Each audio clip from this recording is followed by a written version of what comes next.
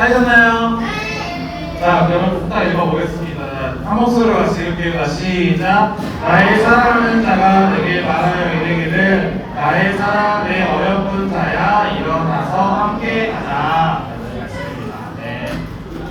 근데 처음 들어봐도 굉장히 예쁜 말씀 아닌가요?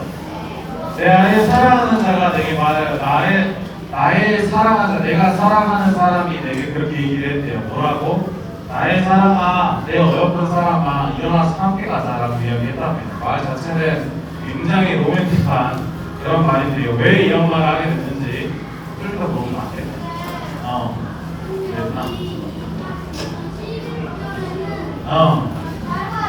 맞아요. 1절부터 10절까지가 한 문구이어서 그래요. 잘 봤습니다. 자, 우리 오늘 말씀 나누기 전에 옆 사람이랑 같이 인사하고 시작해볼까요? 오늘은 굉장히 낯선 사람들 옆에 있죠. 봤던 사람들도 있지만 안 봤던 사람도 있는데 여러분, 우리 이번 주 금토일 같이 보내야 될 한 조입니다. 한 조니까 야, 6학년들 손 들어봐. 우리 조에 6학년 손 들어봐. 6학년. 자, 6학년들이 동생들 보면서 먼저 안녕했어요. 얘들아 안녕. 얘들아 안녕. 자, 4학년 손 들어. 4학년. 4학년. 언니 오빠들 보면서 안녕하세요. 안녕하세요. 네, 5학년은 건들지 않겠습니다. 네, 5학년들은 사춘기나 이런 거 시키면 싫어하니까. 네, 우리 옆 친구 오면서 예언 때 우리 한 주로 보내야 될 감축교 친구들 다시 한번 인사해볼까요? 안녕하세요. 자, 그리고 새롭게 만나게 된 선생님들, 선생님 안녕하세요.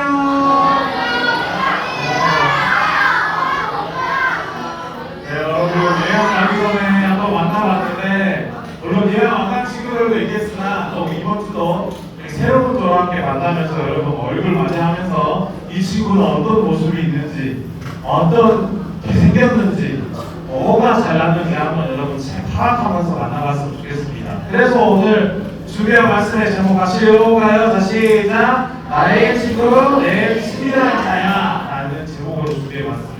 내 친구, 내 친밀한 자가 되기를 소망하면서 오늘 말씀 속에서 하나님께서 한 인물을 살아나기 위해 하신 방법이 특별하게 나와 있는 말씀이 바로 아가서 2장의 말씀입니다.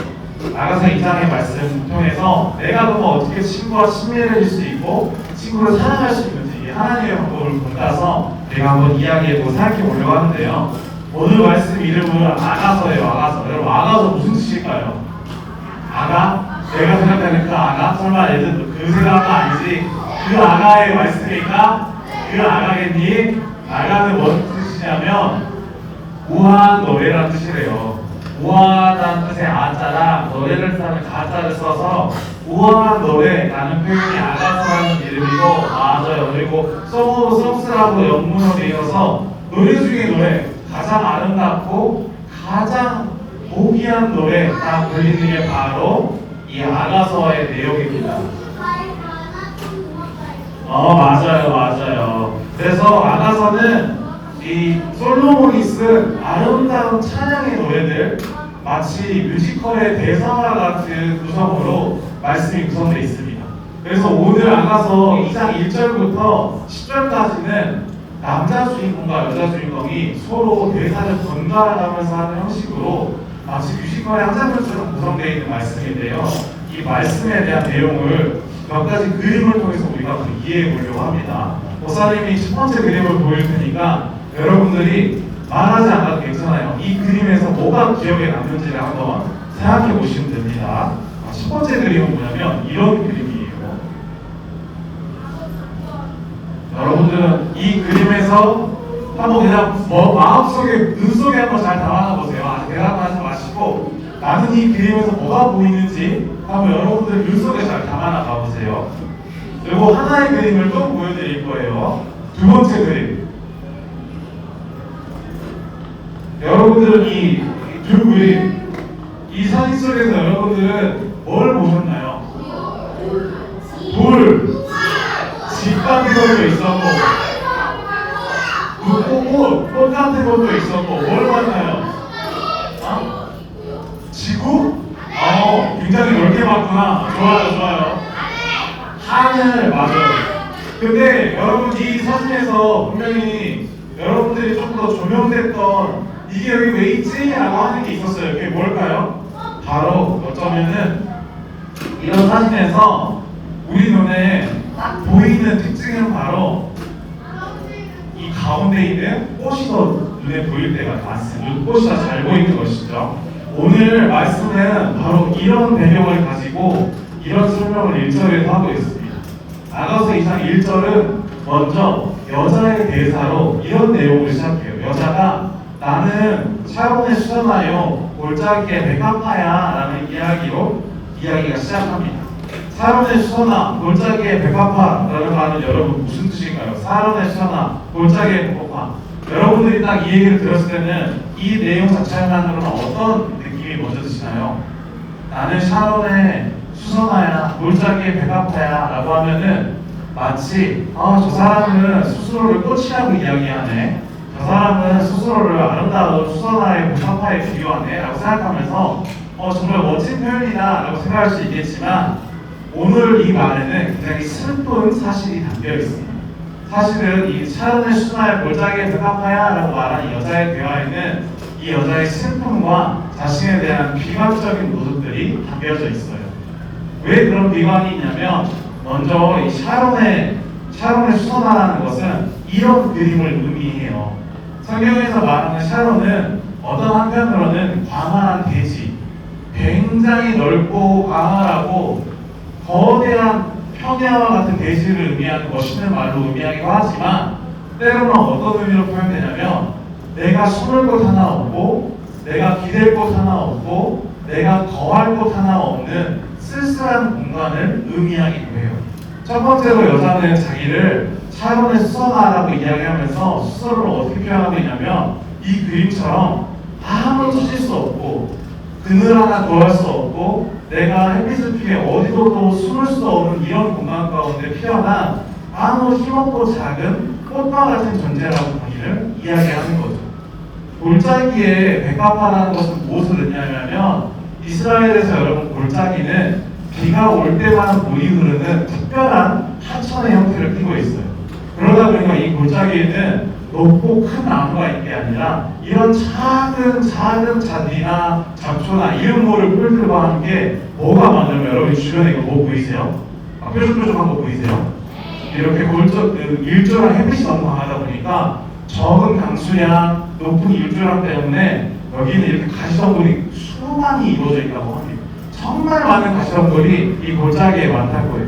근데 여자는 이 모습을 보면서 나는 이렇게 물 한 방울 찾기 힘든 골짜기 가운데 내 주변에는 이렇게 무서운 가시덤불들이 나를 덮치고 감싸고 있는 어려운 상황 가운데 있는 백합화야 라고 이야기하면서 오늘의 이런 이야기를 했던 것이죠.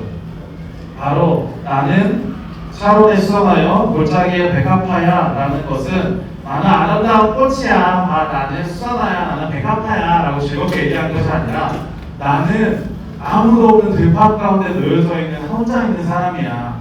나는 주변에 가시와 같은 수많은 동물들 가운데 어려움 속에 빠져있는 힘들고 어려운 사람이야 라는 스스로에 대한 걱정과 두려움을 표현한 말이 1장 2장 1절에 나는 샤론에 수선하여 골짜기에 백합화야 라는 고백입니다. 우리가 이 사진들 속에서 이런 것을 보고 있는데 이 1장에서 이렇게 여자가 고백을 하자 2절에서 남자는 그 여자의 이 걱정을 듣고 이런 이야기를 합니다. 우리 같이 이 말씀도 같이 한번 읽어볼게요. 시작. 여자들 중에 내 사랑은 가시나무 가운데 백합화 같도다. 이 이야기를 듣고 남자 주인공은 이 여자에게 이런 대사를 치는 거예요. 아니야, 내가 알고 있는 내 사랑하는 당신은 샤론의 수선화, 골짜기의 백합화, 아무도 없는 들판에 피어있는 힘없는 수선화가 아니고 아무런 힘없이 두려움 가운데 펼쳐져 있는 백합화가 아니라 가시나무 가운데 피어난 백합화야. 여러분 이 표현이 어떤 의미일까요? 나는 골짜기의 백합화라고 했더니 남자가 아니야 너는 가시나무 가운데 백합화야 라고 하는 말을 우리가 잘못 이해하면 마치 여자가 긁는 것 같은, 아니야 너는 골짜기만도 못해 나는 가시나무야 라고 하는 말 같지만 이 2절에서의 남자의 대사는 이런 기관 속에 빠져 있고 걱정 속에 빠져 있는 여자를 격려하고 응원하는 한 메시지입니다. 왜 이게 응원의 메시지냐면 여자는 자신의 모습을 이런 그림으로 바라보며 스스로 1절에서 고백하지만 남자는 이 말을 통해서 여자를 어떻게 바라보고 있는지를 이야기하면 바로 남자는 이 여자를 이 사진처럼 바라보고 있는 거예요. 1절에서 여자는 자기 자신을 바라보지 못하고 내가 아름다운 백합화라는 것을 바라보지 못하고 내 주변의 가시덤불에 더욱더 시선이 되어서 항상 불안함과 걱정 속에 빠져 살아가는 사람으로 살았지만 2절에서 이 남자는 이 여자를 바라보며 아니 너는 가시덤불과 같은 곳에 나 있는 힘없는 꽃이 아니라 이런 곳에서조차 열매를 맺는 꽃을 피우는 아주 대단한 나무야, 대단한 꽃이야, 대단한 백합화야 라고 설명을 하고 있는 거예요. 어쩌면 여자는 이 자리에서 주변의 환경을 보면서 비관하고 걱정한 게 이수였지만 남자는 그런 환경보다는 그 한 사람을 먼저 바라봤고 이 바라보는 사람의 가치를 알고 있던 남자는 그 여자에게 다가가서 너는 힘든 상황 가운데 처해서 아무런 소망이 없고 희망이 없는 존재가 아니라 그런 곳에서조차 이렇게 아름다운 꽃을 피워내는 그런 대단한 존재야, 대단한 사람이야 라는 이야기를 하고 있는 것이죠. 오늘 말씀에서 우리가 한번 생각해 볼 수 있는 거는 우리가 그림에서 보듯이 우리가 사진을 딱 본 다음에 저게 꽃이 있네, 저런 들판 가운데 꽃이 있네, 저런 가시덤불 가운데 꽃이 있네 라고 우리가 바라볼 수 있다는 것은 어떤 면에서는 우리가 그 꽃을 찾아 우리 또한 살아갈 수 있다라는 그런 능력을 갖고 있다는 것을 반증하는 우리의 모습이기도 합니다. 이 사진을 보면서 들판 속에서 꽃을 찾을 수 있는 내 시선이 있다면 가시덤불 속에서 꽃 한 송이를 바라볼 수 있는 내 시선이 있다면 그 시선은 바로 나 또한 그 꽃을 찾고 꽃에 대해서 이야기할 수 있고 꽃에 다가갈 수 있고 꽃과 함께하며 살아갈 수 있다라는 것을 이야기하는 것이죠. 그게 바로 오늘 말씀에 담겨있는 하나님이 우리를 바라보는 관점의 모습입니다. 우리는 1절의 여자처럼 내 자신을 스스로 바라보지 못하기 때문에 내 주변의 환경을 바라보며 걱정할 때도 많고 고민할 때도 많습니다. 하지만 나의 친구 되시고 나와 함께 하시는 하나님이 나를 바라볼 때는 나의 가치를 알아보시고 나의 모습을 보시기 때문에 이 환경에 얽매이는 하나의 꽃으로 바라보신 게 아니라 환경 속에서 그 환경을 이겨내고 그곳에서 아름다운 꽃을 맺는 한 백합화로 수선화로 우리를 바라봐 주시는 것이죠. 흔한 들판의 꽃에게 이 골짜기에 피어있는 흔한 들판의 꽃 한 송이에게 골짜기에 피어있는 이 가시덤불 속에 있는 꽃에게 다가가서 이 수선화와 백합화의 아름다움을 말해줄 수 있는 용기가 오늘 말씀 속에서 이 여자를 일으키는 계기가 되었고 이 여자와 남자가 함께 동행할 수 있는 큰 이유가 되었습니다. 흔한 들판의 꽃에게 골짜기에 피어있는 이 꽃 한 송이에게 너는 수선화야, 너는 백합화야 라고 말해줄 수 있는 이 아름다움을 말해줄 수 있는 용기가 바로 오늘 말씀에 이 쓰러져 있는 여자를 일으키는 큰 힘이 되었던 것이죠. 예언을 앞두고 목사님 여러분에게 조금 어려울 수 있겠지만 이 아가서의 말씀을 가져온 이유는 우리의 모습 또한 이처럼 이 예언을 통해서 이루어지기를 소망하는 간절한 바람이 있었기 때문입니다. 흔한 들판의 꽃에게 골짜기에 피어있는 꽃에게 이 꽃은 여러분 어떤 꽃일까요? 지금 여러분과 함께 새롭게 만난 여러분 좌우에 있는 이 꽃들을 의미합니다. 고개를 한번 옆으로 돌려보시고 왼쪽 한번 돌려보시고 오른쪽 한번 돌려보면 여러분 꽃이 어디 있나요? 꽃이 없나요? 네, 꽃을 찾아보세요. 꽃이 있나요? 그런데 여러분 신기한 건 이 꽃들은 스스로를 자기 스스로 꽃이라고 생각하지 못한다는 거예요. 우리가 고개를 돌려서 꽃이 어딨나요? 했을 때 다행히도 우리는 이런 친구 없었죠. 스스로를 꽃이라고 있었구나. 대부분의 친구들은 주변의 꽃을 찾지 스스로가 자신의 꽃이라는 걸 잘 알지 못합니다.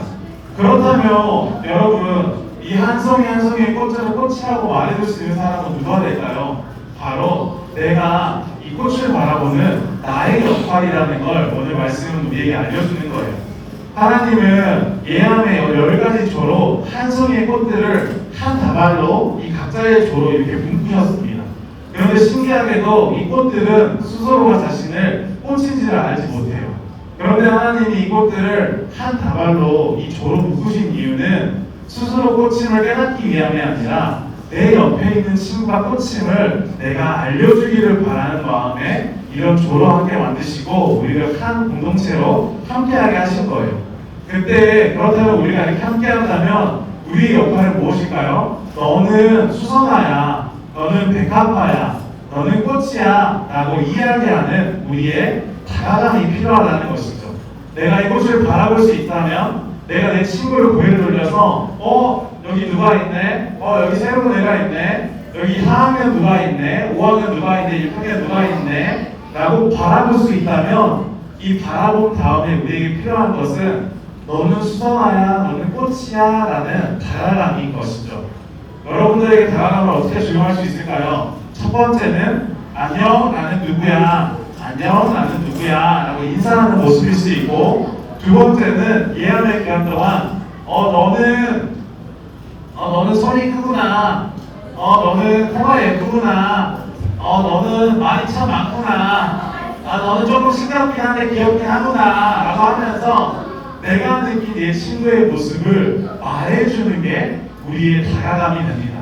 그냥 싫어 너무 싫어 이러면서 가만히 있는 게 아니라 재밌는데도 내 자존심을 지키기 위해 꾹꾹 입술 깨까물면서 저 아이의 말에 절대 우지 않으려고 하면서 버티는 게 아니라 내가 느끼는 마음, 내가 생각하는 것들을 그 친구에게 너는 참 이렇게 멋있는 것 같아, 너는 이렇게 예쁜 것 같아, 너는 이런 걸 참 잘하는 것 같아 라고 알려주는 이 작은 모습들이 바로 오늘 말씀에서 우리에게 소개하는 남자의 모습처럼, 하나님의 모습처럼 들판 속에서 먼저는 꽃을 바라보고 발견할 수 있는 것, 두 번째는 발견한 꽃에게 다가가서 너는 그냥 그저 그런 힘없는 꽃이 아니라 너는 샤론의 수선화야, 너는 골짜기의 백합화야 라고 말해주는 모습이라는 걸 꼭 기억했으면 좋겠습니다. 그래서 여러분 만약 어색할 수 있겠지만 예언의 조로 새롭게 만났습니다. 선생님도 새롭게, 물론 다는 아닐 수 있겠지만 많은 친구들이 선생님도 새롭게 만나게 되었습니다.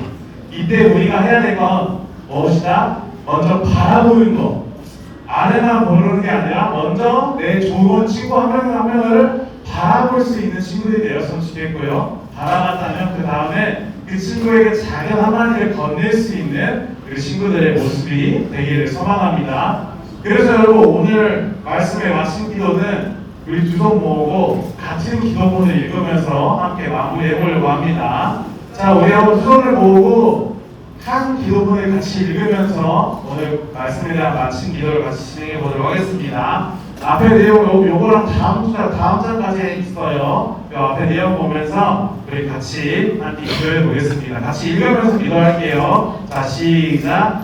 하나님, 저희가 골짜기 같은 어려운 상황 속에서 나를 알지 못할 때 다가와 나를 아름다운 수선화로 백합화하며 찾아주심을 기억합니다.